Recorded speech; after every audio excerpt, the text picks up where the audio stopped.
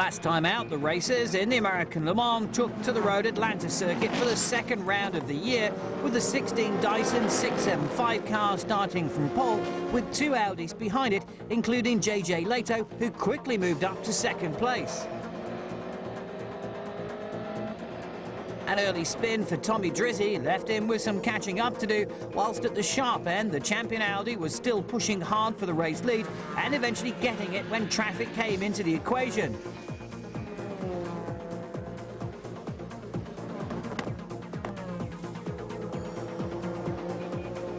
Further back down the field, it was Corvette versus Ferrari in the GTS class, but Thomas Enger was just a little too right-footed and ended up with an alternative view of the racetrack.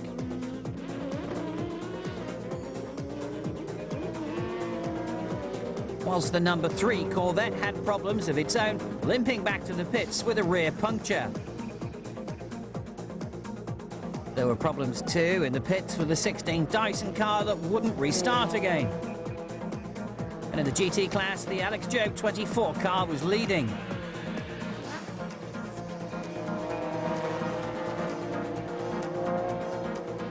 With Butch Weaver struggling to get the Dyson loader started in the pits, John Field was now leading the 675 class in the Intersport car. Frank Bieler was second overall in the Audi Sport North America R8.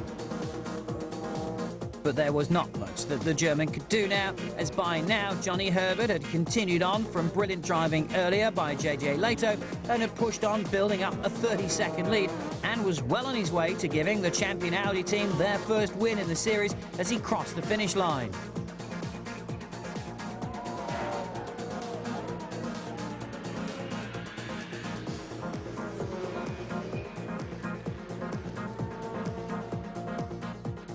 With one round dropped and another rescheduled, the American Le Mans Series gets back on its scheduled track now. 9 rounds this year and plenty of challenges ahead in the final race in the US before the teams head over the border for 2 races in Canada.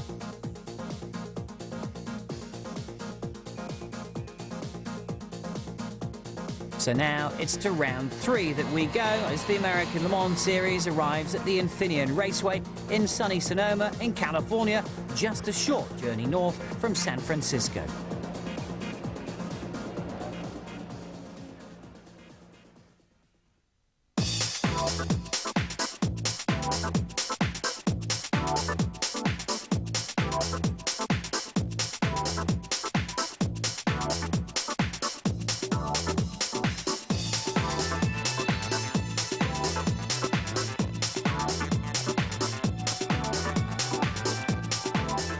It was a great result in Atlanta for John Field and Duncan Dayton, who took 3rd overall in the race and 1st in the 675 class. But the weekend in Sonoma was not going to be a California dreaming one for the Banana Joe Brigade, when in the practice sessions things went from firstly unlucky to extremely lucky to survive. And in the qualifying sessions for the GT and the GTS class, a red flag incident left many of the front runners back down the grid. It's going to be a very interesting race. Well, we're going to have to make up a lot of places because we are at the absolutely back of the grid, and yeah, it's a bad situation, but the situation is good for making a really nice race, and in the end, if we have a good result, then we really did well. But the 24 car was far more fortunate, setting class pole with a single flying lap and out-qualifying all but 2 of the GTS cars as well. With Masson and Lohr well down the order, Bergmaster and Bernard will have a chance to break away at the start. My teammates are coming from the back, so we maybe have a little advantage at the beginning, but I also had just 1 lap for doing this time, so I guess my second lap would have been even a little bit better, so you never know. But I think we would have we'll have a good race setup, and it'll be very interesting. New recruits to the ProDrive Ferrari team are the familiar former Paynos pairing of David Brabham and Jan Magnussen, who won at this circuit here last year. They were adjusting to their new environment, but did get a few laps in during qualifying session before it was stopped to be 3rd in class.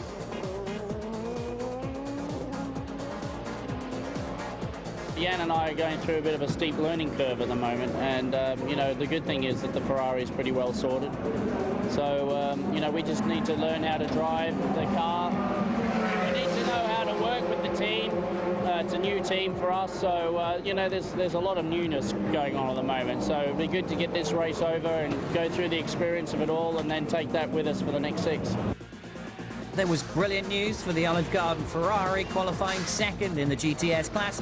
The Gabriele Raffinelli team started the year with a completely brand new car and engine package, and it's taken some time to bring it all together. We're positive. Unfortunately, we didn't find a very good setup for this circuit, where it's really bumpy and we suffer a lot. So we are in second position. We will try very hard to keep this position until the end, but we know already that will be very, very tough. But you never know, you know, maybe some yellow flags, so we'll try to do our best. After going out early in the session, GTS pole went to the number 4 car of Kelly Collins and Oliver Gavin, and upholding the Corvette honours after the 3 car was to be another stranded back down the grid. I was just lucky because right at the end of my second lap, there was another car crashed at turn 10, and that's what stopped the session again. And they didn't get it tidied up or cleared up in time for the end of the session. So my time stood, and nobody else in the GTS class really got a good chance at running for a time. So some luck, but you know, we decided to go out when we did. So there we are. In the LMP 900 class, the champion Audi was eclipsed by Frank Bieler and Marco Werner for pole, but they didn't take the overall pole, and that was going to make a very already hard race harder. I think we will see a very hard race for the car. It's very bumpy on the track and a very hard race for the drivers. It's hot in the car, and if you drive for a long stint, it's very hard for you. The drivers were not just beaten by one 675 car, in fact it was 2, and from the same team. Andy Wallace put in 7 laps to be 0.3 of a second faster and take the second spot on the front row. The team's been working very, very hard with these cars, and of course we've been quite fast before. Never been able to be 1-2 on the grid, so we're really happy. Obviously Butch Leisinger did a fantastic job to get pole position. We're a little bit behind with this car, but it's quite close. But importantly, we've got the 2 Audis behind us. We'll see what happens tomorrow. We've had unreliability problems, of course, this year, but each time something goes wrong, we fix it. So hopefully we've got it all fixed, but tomorrow will tell. Butch Leisinger not only set pole and made history by being officially the first ever 675 to do so, but also setting a lap record in the process as well.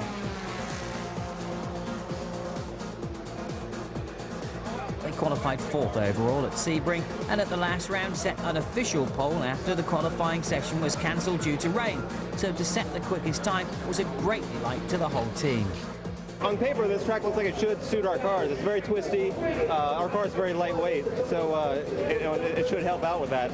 And this is one of those times where what we thought would happen did happen. The cars worked out very well. Goodyear's done a lot of work on development of the tires, and that's paid off here quite a bit. Thank you.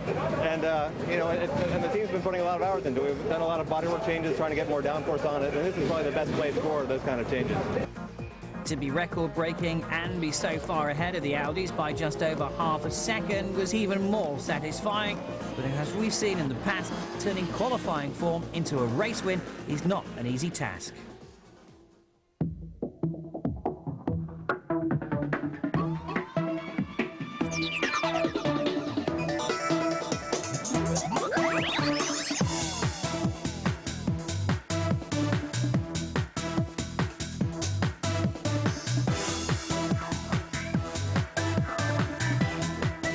Last year, the cars lined up on this grid in torrential rain. This year, it's sweat from the high temperatures that is thankfully the only moisture here as the grid forms up for the opening ceremony. Sports car legend Ron Fellows starts from 27th on the grid today in one of the brand new Corvette CR5s. The bottom line was nobody was happy with the condition of the racetrack at the start of qualifying with all the oil dry and dust between turn 3 and turn 4, and that's why there was so many cars waiting on pit lane, was, you know, getting other cars to clean it up. So we got caught out, and we're not alone. So it is a challenge for sure, and that's okay. Didier Thies and Bill Orbelane qualified third overall in the 900s and were optimistic about the possibility of making the 900 class podium. So far we had a good weekend, we had a good practice, and I'm quite confident for the race. Well, it's going to be very warm this afternoon, and the track will be very slippery, but I think we have a good balance, and hopefully we have a good shot. Also hoping for one of those shots at Johnny Herbert and JJ Leto, teaming up for their second race of the series and fourth overall on the grid. And JJ will be looking to make up places at the start again. We have been having a little bit difficult weekend. We have been having some setup problems, and the car hasn't been the best or as good as we expected, but we have been working on it a lot, and we changed the car a lot for the warm-up, so Johnny was pretty happy in the warm-up, and I didn't drive the car this morning, so just sort of new for the setups, and we will see as it goes. It's just for sure the 675 cars are very fast. It's very difficult to overtake them. They were really fast in qualifying. I think that the pace will be slower in race, and for sure we'll be a bit closer to them.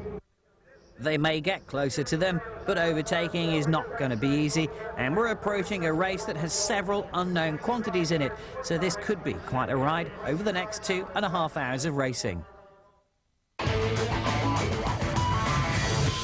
On the second of the two formation laps now, before the cars get the green flag, this time on the 12-turn 2.53 mile circuit. It's 87 degrees at noon, and the track is at 110 degrees as well. Over the line, green flag, and we're away then. Great start for Butch Leitzinger, and straight away JJ Leto passes Frank Bieler in the Audi Sport North American R8 and goes up to third place. We're on board now in that number one Audi that's just gone down to fourth, and Butch Leitzinger did that beautifully. Andy Wallace behind him in another 675. A little bit of smoke there from the back of JJ Leto's Audi R8, just locking a wheel slightly. And then Frank Bieler continuing with him. And good news for Butch Leitzinger is that he's got a car between him and the champion Audi. It's going to slow him down. We're on board with Leto now. Comes alongside Andy Wallace, but doesn't get past there. That's 675, very light and very nimble. 675 the class, and also refers to the minimum weight for the categories. Not 675s against 900s.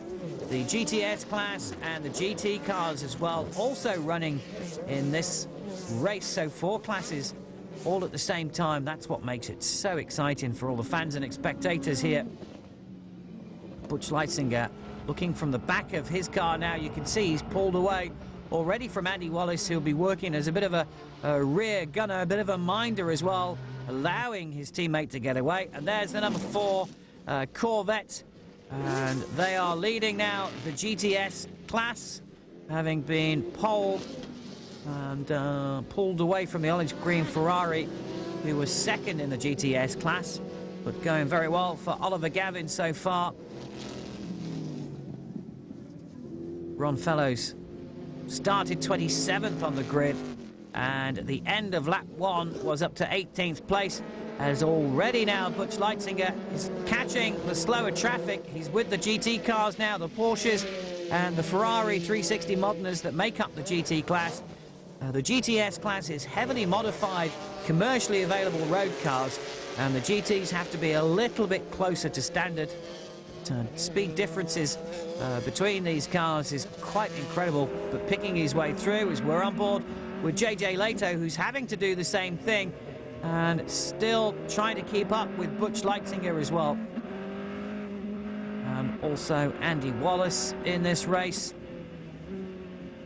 Second place, little flash of flame as the car decelerates and the excess fuel is burnt off in the exhaust. The 675s and the 900s, of course, pure prototypes, pure racing machines. Johnny Herbert nearly won here last year. Finished the race backwards, in fact, after clipping the wall just over the start-finish line. And Johnny taking over the car a little bit later on after JJ brings it in for its pit stop. 16 and 38 now, first and second in this race. Third place just into view there, number 20, Andy Wallace, who's still staying ahead of Frank Bieler in the champion Audi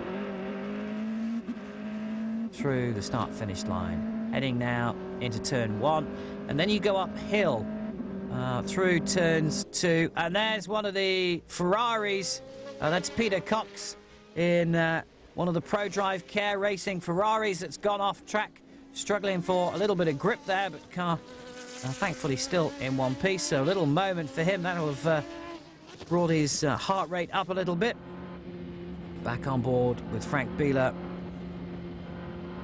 still in 4th place. Andy Wallace ahead of him, and he'll be furious with himself after losing that place at the start as he comes up behind one of the JCB 360 Moderners.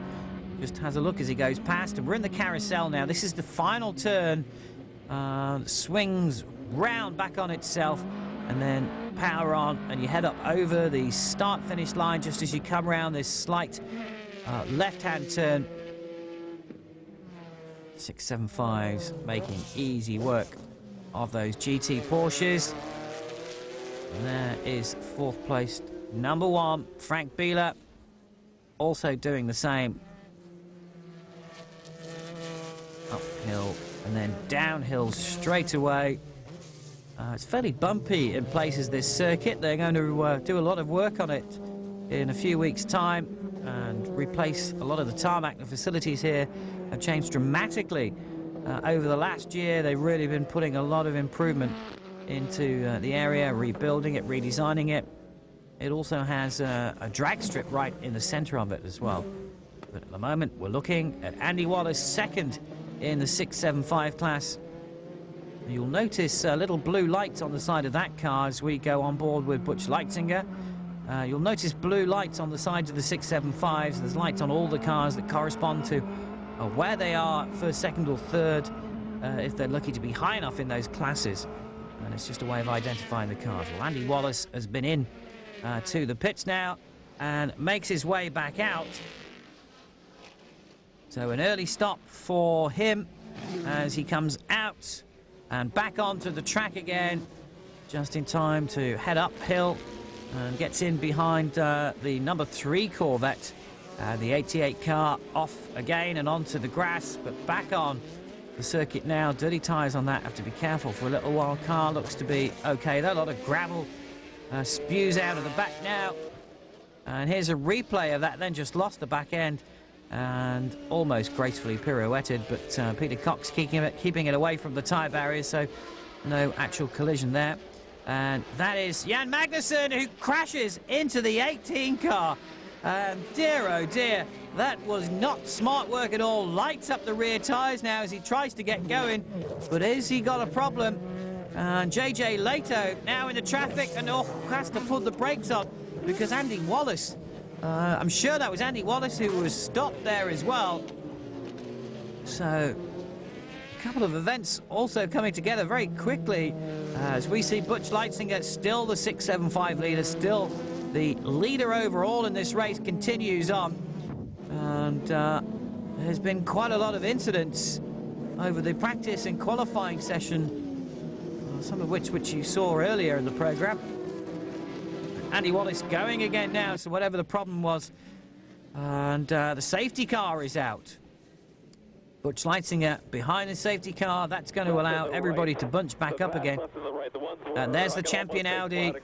You should know what I mean, like right when you come into view, coming back towards the pits. Driver talking in what's happening to the pits there. And we'll have to wait and see how long this is going to be out for. The number 03 car, the Panoz Esperanti, one of the GT cars, has stopped and with a broken half shaft, and that's what's caused the safety cars. The incidents we saw didn't actually cause this. There's Andy Lally in the 33 hazardous Porsche as we look on board with a shot of the rear of the safety car from the leading car, the number 16 Dyson, with Butch Leitzinger on board. He'll hand over to James Weaver later on in this race. And James usually drives the opening stints, but they've changed around this weekend.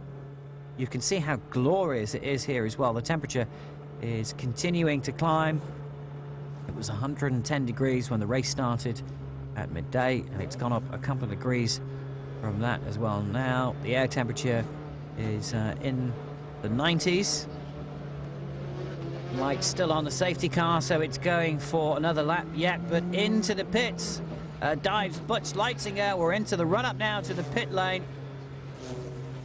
So he's going in for a stop. The question is, has anybody else taken advantage of this yellow situation? I would expect so. Well, yeah, there we go. We've got the two Audis lined up behind each other.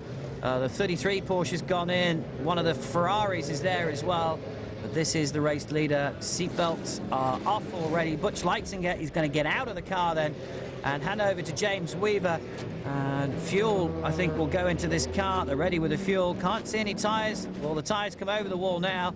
And JJ Leto is getting out and handing over to Johnny Herbert as well. Fuel and tyres going into both of those cars. The tyres cannot be put on until the refueling has finished, and that's what's happening at the champion Audi. And also the number 1 car is in the pits as well. It's going to be a race of who gets out first. Champion Audi is down and ready, but so too the number 1 car, and so too now the 16 car, James Weaver.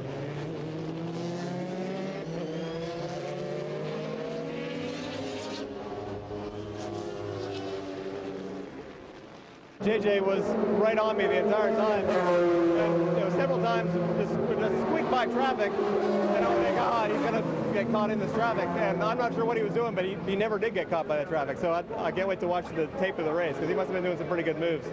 But everything seemed to be working pretty well. The original plan was I was going to go 2 stints on the tires, so I was taking a little bit of care of them. But when the yellow flag came out, that was the best time to change all 4. So, my taking care of them didn't really matter. So, James is going pretty hard. It's going to be close to the finish, I think, though. Well, the news now is that Marco Werner in the number 1 car leads the race. The Audi team got him out ahead of the others. There he is. And Johnny Herbert in 2nd. James Weaver in 3rd now. We're on board then with Marco Werner leading this race. That was great pit work by the Sears team. The start was definitely not one of my best, and then in the first few laps I was really struggling because I was stuck behind Wallace. It was pretty tough, but then at the end, the last 10-15 laps, I really closed the gap again, and I think just before the yellow it was down to something like 2 seconds again. And then, in fact, overtaking the other car was the pit crew's job. They did a perfect pit stop, very quick. And so we made our way by. So we're ready for the restart, and it's going to happen in just a few moments' time because the safety car pulls off now, and we're looking for the green flag, and there it is, the olive green Ferrari right at the front there, but back in the order of the way the race is, because we know that it is the Audi that's leading. There's the number 20 car with Andy Wallace in it. Oh, kind of collision there. There was a little bit of touch going on between the 38 car of Johnny Herbert and James Weaver, 2 very strong-willed men who won't give way to each other. And that was a tricky little moment there that could have ended in tears. And there's Andy Wallace. And the number 20 car, Chris Dyson, taking over from that later as we join the man that's in 3rd place now at the restart.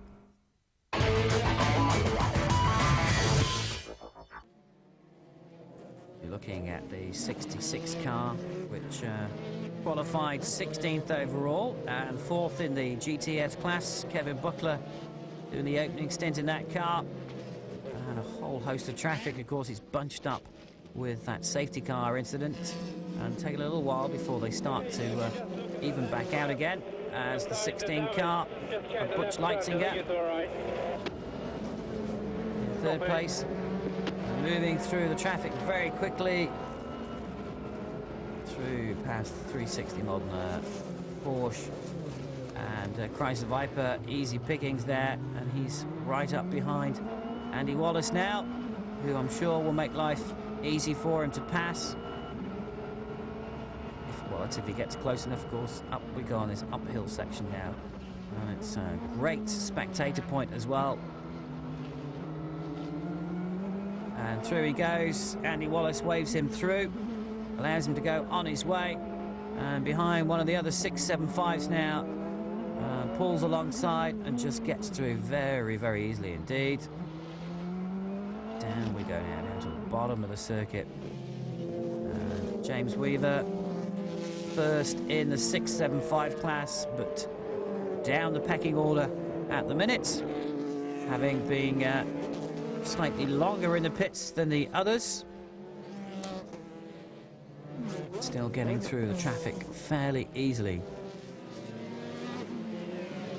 Alan McNish had the former fastest lap here. 1 minute 20.683 seconds that he set in 2000. And there is one of the Paynos cars. And also the Alex Job Porsche that is behind the 31 car of Johnny Molan, the GT class leader. Sasha Masson in the 23 car. We have it at the minute. So they're locked in class battle. The Edison Porsche holding the class honours at the minute. So they've been the closest thing really to a challenger at some of the races this year. And has a go on the inside, but doesn't quite make it stick, but it looks as if it's inevitable that it's going to happen. To Alex Job Porsche is so competitive and so dominant in this series as well. And Johnny Molan having to drive really defensively and hangs on to that position once more, but almost alongside him goes the 23 car. Dives on the inside this time, and he got the advantage and made that stick this time. And the order is now changed.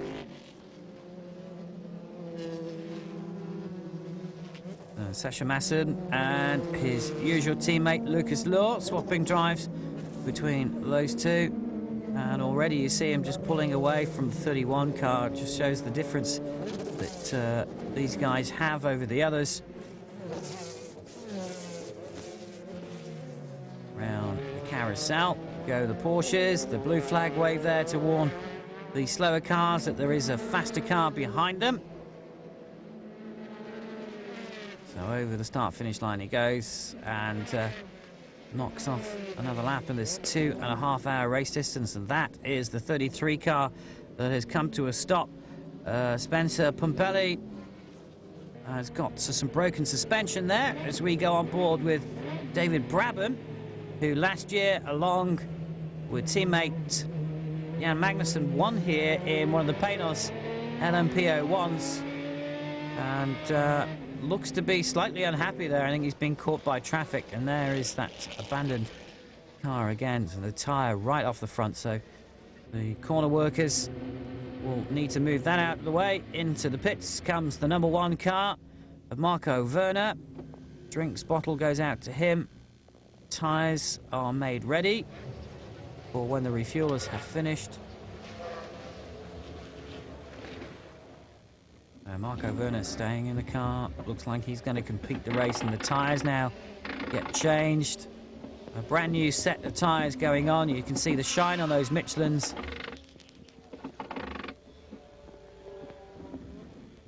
Final side of the car ready. The hydraulic jacks go down. Magnificent engine gets fired back up, and out he goes over the speed limit restriction and back up now. Full chat onto the circuit again.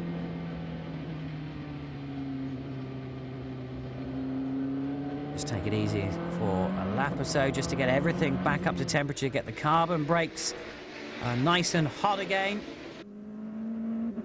Carbon, quite a few advantages over the former steel brakes that always used to be used. They last a little bit longer, and also you can brake later with them. And behind the number 11 Paynos now. That is, in fact, David Salins in the 11 car that started 28th, and he's up to, believe it or not, an incredible thing. He's moved up from second place now. Got past Johnny Herbert, who we're on board with. Green flag out on that corner, which means there was an incident there before. And this is an absolutely incredible twist to this race now, because that Paynos, having started well back down the grid, has moved all the way up. Johnny Herbert comes into the pits. There's Olivier Beretta in the other of the Paynos cars. And now we are looking at the team that won here last year, leading this race. Well, Johnny Herbert into the pits, got a Porsche alongside him, and you can feel him wanting to get past that car. Doesn't want to be held up at all, but of course you've got to adhere to the pit lane restriction. Johnny Herbert going in, and this should just be for fuel. Maybe they'll change the tyres. We'll just have to wait and see. And there is the Paynos of David Salins that's leading ahead of Marco Werner. Marco Werner, though, is catching that Paynos quite quickly. And you can see him there just under braking, just able to close down the gap a little bit more, which just pulls out as the Paynos gets on the acceleration a little bit more. But I would say lighter fuel load, that car would have been filled as far as it would go. And he's driven a long opening stint, and Marco Werner just took advantage of that just slight hesitation and gets through to take the lead of this race. But you can't take anything away from the number 11 car. That's been a great advantage to them, and shows that that car is still suited to some circuits in many ways. Although we'll have to see how their pit stop strategy works out. There's the number 3 Corvette that's leading the race now in the GTS class. The number 4 car behind the Lister car that started so well up the 900 order. But the number 3 GTS car of Ron Fellows has had a brilliant trip through the traffic. Went into the pits, changed over to Johnny O'Connell. Bill Oberlane is inside that number 27 car. And we've got Kelly Collins in the number 4 car now in the Corvette. And the Lister gets past the GTS car. And that was the Brabham and Magnussen Ferrari that we saw there, with a little bit of damaged bodywork from that incident we saw earlier on with one of the 675 cars. So now we have the 2 CompuWare Corvettes on track together. They've been raving about their tyres as well, and some new compounds for them this weekend that seem to be suiting those cars very well indeed. And the Ferraris just have not mounted up to their challenge that we thought they were going to give. We've seen them spinning off and crashing at various parts of this race so far. So it's all come back to the Corvettes again. Somehow their luck has just swung around yet again. They are behind the Ferrari, but not the way that it works out in the race. As Kelly Collins passes one of the GT cars, they go downhill. And the Corvettes, like the Alex Joe Porsches, are not restricted. They can race each other as long as they don't take each other off, which of course is the golden rule of being teammates. And there you see the green lights on the side of the number 4 car, 1 lit on the number 3 car to show that he's leading in class. And also it makes it easier to see the cars at night time as well. Quite a few other race series considering on using that system. And the American Le Mans crew do work very well as far as technology goes in allowing new things to come in, as we see the number 11 Paynos back in front of the Audi. So somehow he's got past again, and this really, really is a great drive by the young Belgian driver. Marco Werner, I'm sure, will be not pleased at all to be in that situation. But again, we know that Audi's got a lot more fuel on board, will be a slightly slower car at the moment than the Paynos, which is a lot lower and close to a pit stop, I would imagine, as well. Past one of the GT cars they go, one of the 360 Moderners, and Marco Werner lined that up nicely to slip through and take the lead once more. So we've got another change in the race lead, and the number 1 Audi back out in front. And Marco Werner, I'm sure, will make sure that he doesn't lose that lead to the Paynos again, and will do everything he can to pull away. The V8 turbocharged Audi, which gives out something like 3,600 cc's, 550 brake horsepower, is on his way. as we see another traffic jam happening with the Dyson car.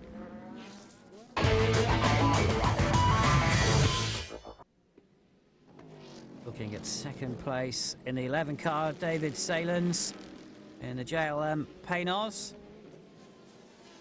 Then the 2675 car. Andy Wallace and Olivia Beretta there inside the number 10 car. Continuing on the way. Was that a little touch again there? As this battle between James Weaver and Johnny Herbert continues. We're looking at third and fourth in the race. Leading 675 car is James Weaver. Johnny Herbert in the 38 champion car.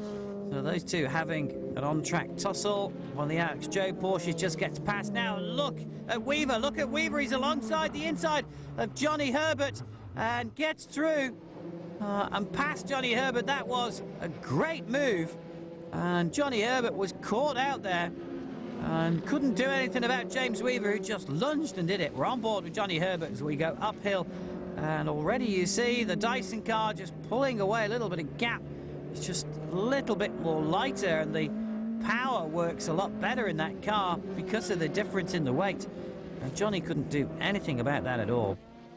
Well, in the pits now, a changeover for the number 11 crew.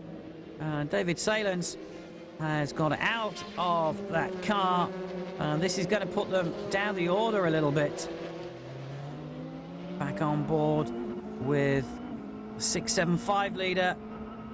The history-making Dyson car, number 16, James Weaver, over the start-finish line. He goes once more, and we'll be doing that many more times yet. Moved himself up the order with that pass, of course, on Johnny Herbert. And James Weaver now has taken over the lead of this race because the others have pitted. So James Weaver leading.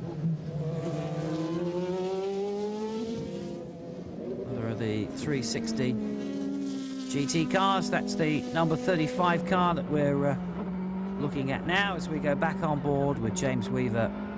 Beautiful blue, clear skies, very hot temperatures, and they haven't cooled off at all today. Car sounding beautifully, clicking up through the gears nicely as well. All the time just having to pick your way through the traffic. Didn't work for him with that GT car. And that is Eliseo Salazar that spun the number 28 car, has gone off track and now continues but has brought out the yellow flags. So we have double yellows, and into the pits comes James Weaver. Fuel going in. And they're replacing, we're told, the front right tyre only. There's only one wheel been brought out. Fuel still going in, anxiously waiting now. James Weaver looking in his mirrors, watching what's going, eagerly anticipating getting back out again. And there we go. Just that one tyre being changed. Awful slow getting out. We've seen that problem at the last round where they couldn't get it started, but a bit of a delay, but he's back out heading towards the race circuit and will rejoin in second place now because Marco Werner in the number 1 Audi has taken over the lead of this race. So James Weaver down into second. Just thanking his pit crew and of course in radio contact all the time, letting them know that everything's okay. Well, I started last, so the only thing I had to do was passing cars. You know, I was last, so nobody could pass me. I had a good start. The first lap I was really easy. I maybe passed 2 or 3 cars, and then I just went for it. Had a good rhythm. The team did a great job. They gave a perfect car to me, and I just did my job. You know, I'm here to race, and that's what it's all about. And being racing the Audis was just great for me. David Salins talking about that brilliant drive. We just saw his teammate there, the two Paynos together on the circuit. But James Weaver's the man we're looking at in second place. Got quite a lot of traffic between. Oh, and that's the 60 Porsche that's gone off and up onto the back. Robert Liddell and the PK Sport Porsche has gone off and has beached himself. Well, he just went a little bit wide there and just I don't know, just couldn't get back off. So he's parked himself, and are we going to see another safety car, or can they get that off the bank themselves? As we look at Marco Werner in the Audi that's leading this race. And the Eurst Racing team, which has won the Le Mans 24 Hours 7 times. They have won the American Le Mans title 3 times in succession. If they can do it this year, then that will make 4 times. But that car, a lot slower than last year, has been restricted. They've changed the air intake restrictors. What's going on here? A few cars getting all over the place. They've changed the air restrictors on the 675s down to 30.7 mil, which means that not enough air can, or not as much air can get through. As we look at the 88 car, Thomas Enger inside that car at the minute. And the Audi, something like 10% power reduced now. And look at that, because James Weaver has really closed the gap down on Marco Werner. And suddenly this race has come alive again in the battle for the lead. James Weaver leading the 675 class, Marco Werner leading the 900 class. But there is the overall race win. And you try and tell a driver that he's still won by coming second, that he's still won his class. That is not as good as at all as winning overall. You've got to be first at the checkered flag, and everything else doesn't quite really work as well. And closes right up, and he's going for the lead. He's alongside, and he could end up in tears, but he doesn't. And James Weaver has just, I think, put the winning move to this race into action, and has passed Marco Werner in the Audi. That was absolutely stunning. Well, couldn't believe my eyes, the speed which he closed up there. And really, just on some of the faster parts of the track, just out-races these 900s so convincingly. And is already pulling a fraction of a lead away, and just has to continue that now. And Marco Werner is not staying with him, and doesn't look able to come back and fight with him. Well, leading in class, Marco Werner, but now second overall on the... Here's a replay, just how quickly he leaves the braking tool last, got alongside, and had that perfect line. There was no way and no room for Marco Werner to get back. Again there, the acceleration on the 16 car was just too much. As we look at the 0 olive green Ferrari in the GTS class, Mimo Schiattarella inside that, inside that car, 5th overall in the GTS class, 22nd in the race overall. And James Weaver leading this race, and Shirley is going to take it to the checkered flag, making history in the process as well. And the GTS class battle is still the same. Number 3 and number 4 Corvettes together. Ron Fellows inside the 3, Oliver Gavin inside the 4. And Ron Fellows, hats off to him. He's driven another great race again along with his teammate. And they moved up after starting 27th on the grid. So another good drive for him. And only a couple more laps to go for them now. And Ron Fellows heading to home turf, the next race at Trois Rivières, and then of course following that Mosport as well. The Canadian will be back at home and well received as always. And Oliver Gavin started on pole in the GTS class, but has ended up second in that very class at the minute. These were the cars that they raced at Le Mans 24 Hour with this year, and the first time they've used them in this series. They arrived in time for this race, not arriving in time for Road Atlanta. And the 2 Alex Joe Porsches now. We've got 24 Timo Bernhard, leading 23 Lucas Law. So they're battling for position in the GTS class, and they are allowed to race each other as well. And Lucas Law and Sasha Masson, of course, started well down the order because of the way things worked out in that qualifying session. And you can distinguish the cars if you can't see the numbers by the different sunscreen, sun visors. The yellow one on the 24 car, the red one on the 23 car. Identical cars as well. And they do such a good job. And Would be nice sometimes to see somebody challenge them a little bit more, but they have just got 4 of the most incredible Porsche experts going. Johnny Herbert behind those 2 as well in 4th place at the moment, and moves alongside to pass the Porsche. So now has to do the same on the other, and Timo Bernhard makes it easy for him to do so as well.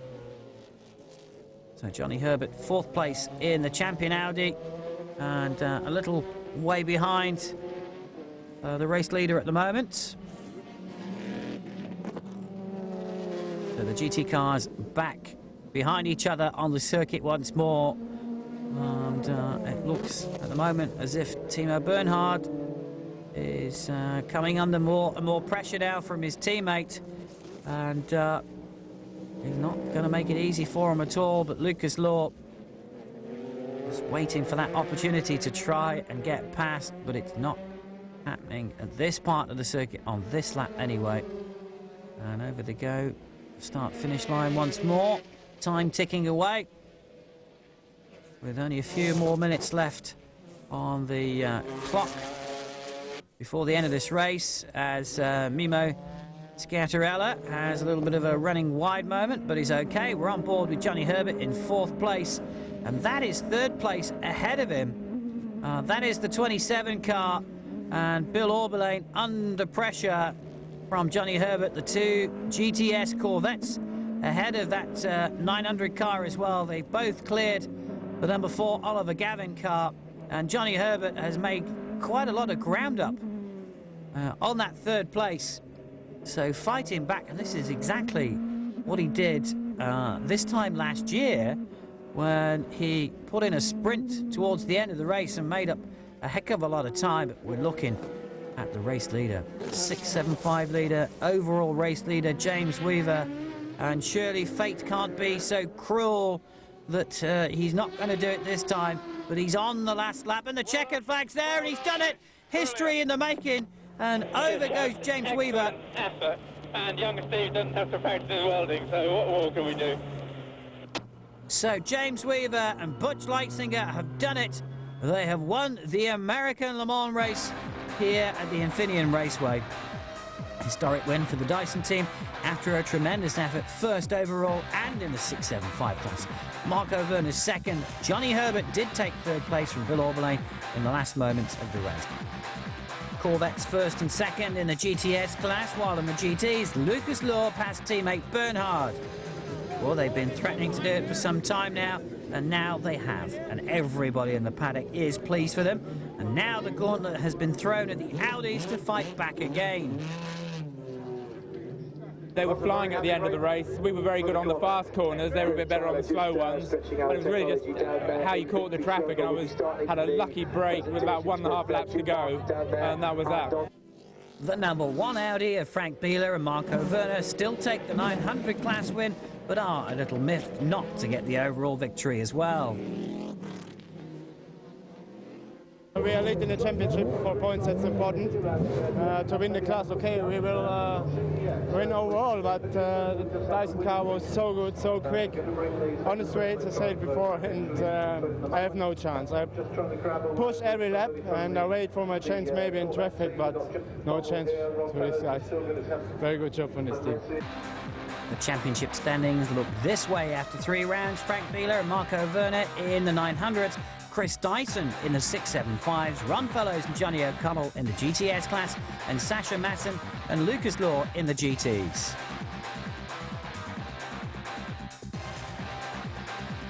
Another thrilling race, and it looks like it's going to be equally as good at Trois-Rivières in Canada when the cars hit their first street circuit of the year. Here we go.